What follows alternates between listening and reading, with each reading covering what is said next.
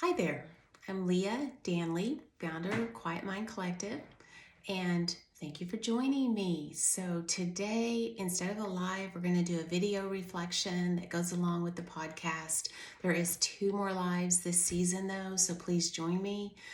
That's going to be Friday, the March 21st and Friday, March 28th at 10 a.m. Central Time. Please show up, and we're doing Q&A. We're just having reflections from the week that go along with the podcast that's released that week. So today's video reflection is on season 1, episode 6, and it's about the radio channel changing your frequency. So here we go. Let's dive in. Here's some reflections on that. So what have I been noticing this week? I've been thinking about patterns. I've been thinking about when I do the same thing over and over, trying to get a different result. We've all heard that term, and it's a definition of insanity, people say. But what it is, it's a definition of what humans do when something's very familiar to them, and we like comfort, we seek it. So even if it doesn't work for us or it makes us uncomfortable, we're still often finding ourselves doing the same thing over and over. It's familiar. And so that is a frequency, and it is what I'm talking about. So imagine that you had a bunch of dials around, like the old-fashioned dials that are on a radio, and you had an array of them.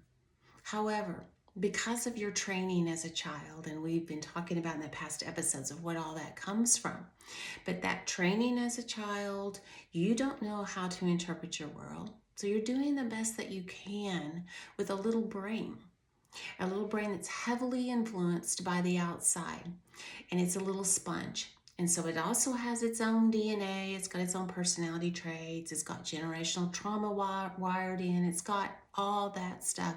But it also, as a little sponge, is very attuned to what's going on around it. So there's the culture, the beliefs, societal expectations. There's the way mommy and daddy, mainly a lot of what we're talking about, it's how they're treating you. And then you go to school and what happens there, and just the way you've learned how to interpret that. Is that going to be something about you? Well, unless somebody ever tells you, hey, other people have issues too. And so maybe what they were doing was just projection. They were projecting it onto you. It's what they felt, but they couldn't own it because they don't have much self-awareness. So they're projecting it onto you. And this happens all the time in this world. Projection left and right, blaming others. And a lot of times, not always, it's going to be along with the level of consciousness a person has or the level of self-awareness. It's going to be, they're saying sometimes what they feel inside, but they can't really see that or own that. They feel it, but they're going to say, you're saying it, you're doing the thing. Okay. So it is a human thing. It's wired in, and the more self-aware we get, the better we get at releasing these patterns and really owning our own stuff, working through it, growing from it. So back to the radio frequency. If you have been trained to look at the button over here to the left, that's green, let's say, and mainly everything's interpreted through the green belief system. There might be a little occasional pink over here next to it. You might occasionally have a few interpretations of the pink system, the pink dial, but that's pretty much your frequencies. Is this green one, this pink one. No one ever talks about anything over here in the blue dial or the white dial. It's not even known to you. So everything, beliefs, it could be, the religion, just the family structure and what they think is right and wrong. And all that is just funneled through parents' filters, parents who had childhoods, their parents had childhoods, their parents had, so where does it ever end if we start that blaming thing? It's like, okay, it's just the way it is. It just comes down the pike. And then it lands on this little spongy brain of this little child. And so everything's filtered to the green and just a tad of pink maybe. So that's your frequency. That's one way of looking at it. That's kind of what I'm talking about right now. There's lots of terms for frequency. So anyway, that's kind of your frequency, your vibration. So what if really there is a big wide world out there with all these other channels, how would you ever know? Let me give you another quick analogy, and that is like, let's imagine that this whole world is a fair, a big, huge fairground. But all you know is to walk in the gate, turn right, go 50 steps, get on the tilt-a-whirl. And so you get on that tilt-a-whirl and you go every day. And you know that it kind of makes you sick. You know, sometimes it's a little fun, but over and over, it gets kind of boring and you almost just have to brace yourself for it. And this kind of analogy for sometimes when we get up and we have a job we don't like, we're not really in touch with ourselves, we're not very self-aware, you know, we just know that we've got to grind it out. It's that kind of thing. That's just a frequency that you're on. So you get on that tilt-a-whirl, and then when you get off, you go to the lemonade stand right next to it, and it's kind of sweet and it's kind of sticky, but it's again what you know. Your body didn't maybe love it, but you do it. Get on out of the fairgrounds, go home, go to sleep, rinse, repeat, do the same thing again. Not really understanding or fully being aware that there's this entire array of events going on, other rides, other places to eat. So frequencies, we repeat them because to actually walk into that fairground and turn left just feels so uncomfortable. Okay, either one is run by fear. It's just that the fear by turning left where there's something new out there, that's one that has some hope to it. It's got some possibility of something brand new, something that's going to not keep you playing small any longer, but help you actually grow into some higher potential of yourself. Your highest potential is what we hope for in this lifetime. But your highest potential is not going in the same loop over and over. So one more kind of analogy is, let's say that every child comes into this world wanting a grocery store, wanting to land in the middle of the, let's just say, fruits and vegetables, generally known as being healthy. They want to land in that fruit and vegetable aisle. And they want to have a plentiful array of different kinds of healthy fruit and vegetables. Well, that's just not the way it always works. Some people don't land in the fruit and vegetable aisle. Instead, they land over in the hardware aisle. And that's all they know. So they know this inner craving. We have this inner craving of feeling loved. Everyone does at the core.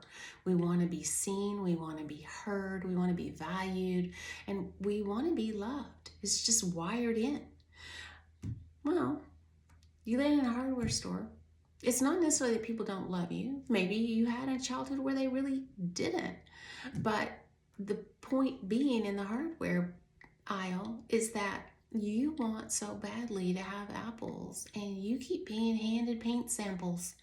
You then sometimes maybe are in a childhood where you're handed power tools or, a drill of some kind or screwdriver. It's not what you wanted. It's not what's going to be healthy and healing and help you grow in an ideal way. However, if that is your curriculum, it is your curriculum, and resisting the what is about that isn't going to serve. Now, it doesn't mean, of course, you don't like it at all, and you can't help it as a child at all.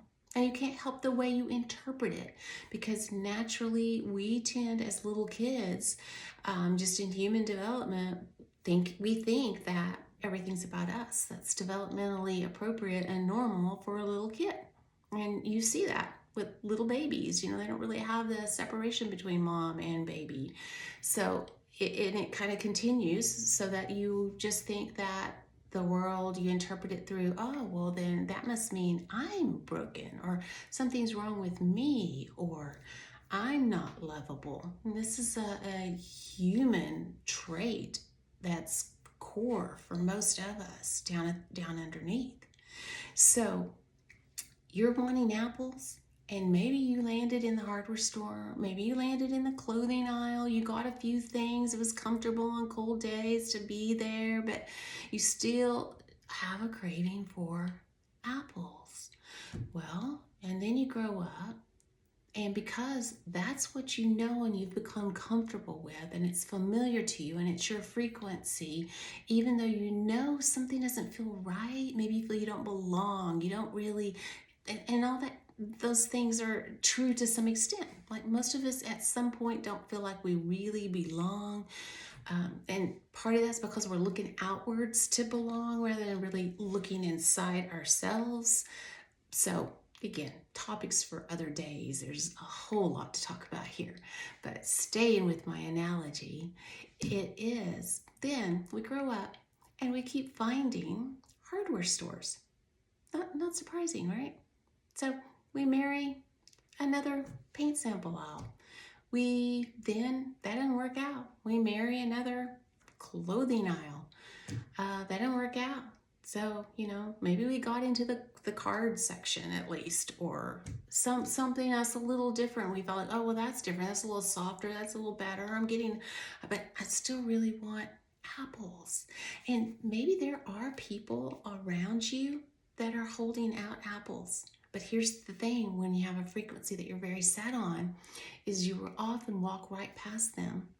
Or you'll have some excuse why their apples aren't right. Like, that's just weird. They're offering apples. I mean, like, who does that?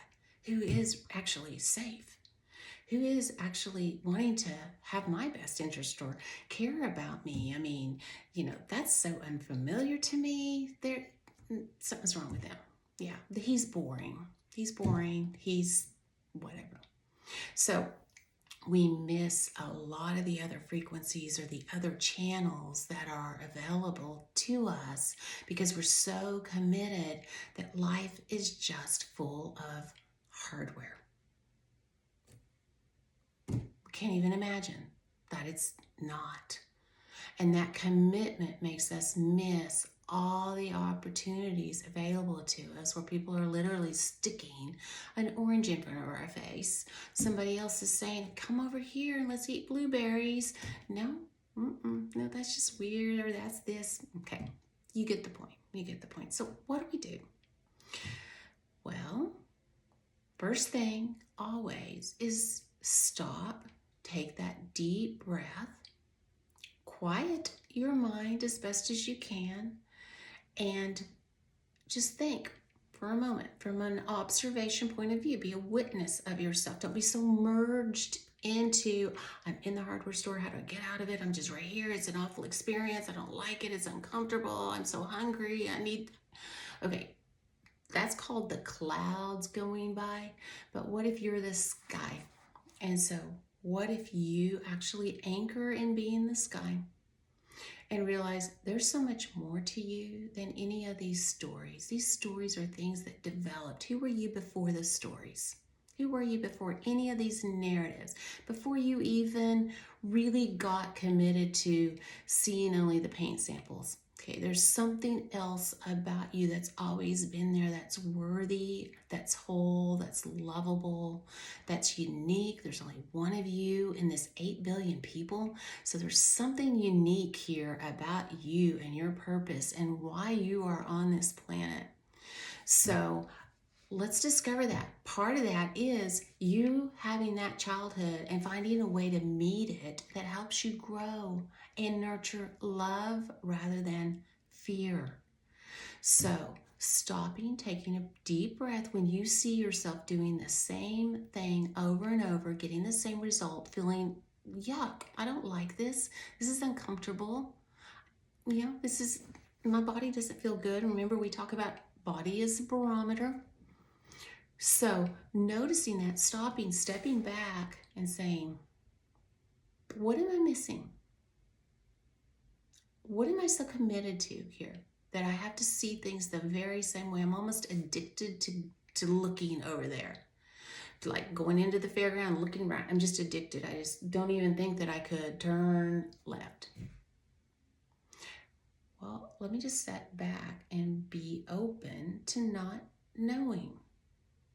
What if I stop letting that busy, conditioned mind be my guide all the time, and I start questioning its sanity, not mine.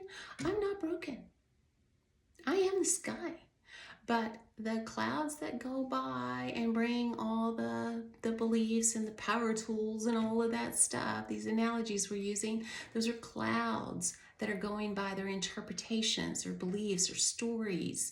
And I fall into them, and I really think that that's my identity and that means something about me. Okay, so somebody does something and I think, wow, they don't like me. It's always about me. What if it's not? What if, as you observe, you notice everyone's got stuff going on? They've got their own issues, their own belief systems they are acting out. And that's okay. Because if you really reach into your heart and you see, I'm okay. Without this story, I literally am okay. Sitting here right now, am I safe? Is anything bad happening to me other than my mind running amok telling me that the world is whatever it's telling me?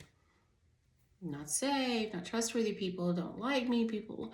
Okay, so doing this work doesn't mean you're going to lose your common sense. So we're not doing anything extreme here. I'm inviting you into just some different ways of thinking and being curious. But you're not losing your common sense, because if something truly in that moment is unsafe, you're going to meet that in that moment and you're going to have an action. And you're going to run, or you're going to fight, or you're going to do whatever you need to do. That I'm talking about that chronic stuff that goes on in the conditioned mind that just keeps us worn down, exhausted, not being our best self at all. And that's just staying in the same frequency, seeing things the same way. So I'm inviting you to step back, take a deep breath, observe your world with a little bit more curiosity, and just maybe the ability to just not know all the time. Conditioned mind thinks that it's in control if it can be certain. So it's going to tell you a bunch of lies so that it can feel empowered, like it's in control. But actually, when you listen to it, all it is regurgitating the past, telling you the future's going to be the same way, and keeping you just in a cycle of fear. So stepping back, watching that mind go by, those clouds go by, and just staying right here, right now, in peace in this moment. Even if I'm watching something scary go by, even if I'm watching something I don't like, somebody I love is hurting, somebody I love has been mean to me, I can watch that go by and just get better and better at practice, not falling in to thinking that that really means something terrible about me, that I'm a bad person, I'm whatever the belief is encoded. Instead, I can watch it.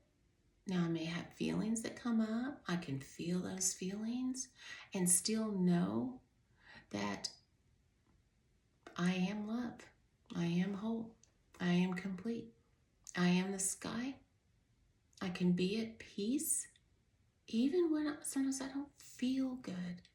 Okay, so there's so much more to say about this. I hope it makes sense.